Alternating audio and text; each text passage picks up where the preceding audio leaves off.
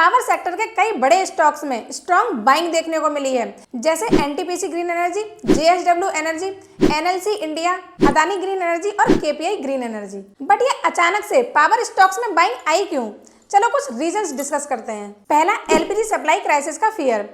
Experts के according अगर LPG supply में प्रॉब्लम आई तो एनर्जी की डिमांड गैस से शिफ्ट होकर इलेक्ट्रिसिटी जनरेशन पर चली जाएगी। इसी वजह से इन्वेस्टर्स पावर और सोलर कंपनीज पर इंटरेस्ट ले रहे हैं। दूसरा, आपको पता है कि इंडिया की पॉपुलेशन बढ़ रही है, इनकम बढ़ रही है और साथ ही बिजली की डिमांड भी बढ़ रही है। तो भाई इस इलेक्ट्रिसिटी कंजम्पशन को फुलफिल करने के लिए कंपनी को ज्यादा इलेक्ट्रिसिटी जनरेट करनी पड़ेगी और साथ ही डिस्ट्रीब्यूट भी करनी पड़ेगी।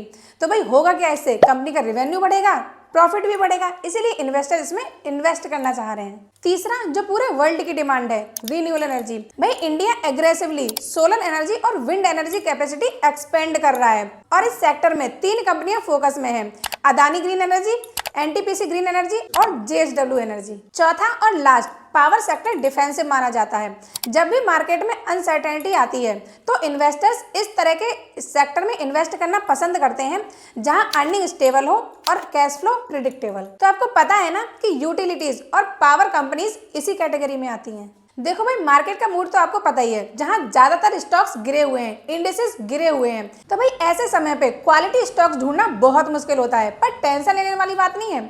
मोतीलाल ओसवाल इसमें एक अच्छी सर्विस दे रहा है। अगर आपको ज्यादा जानकारी चाहिए तो मुझे इस नंबर पे व्हाट्सएप करो।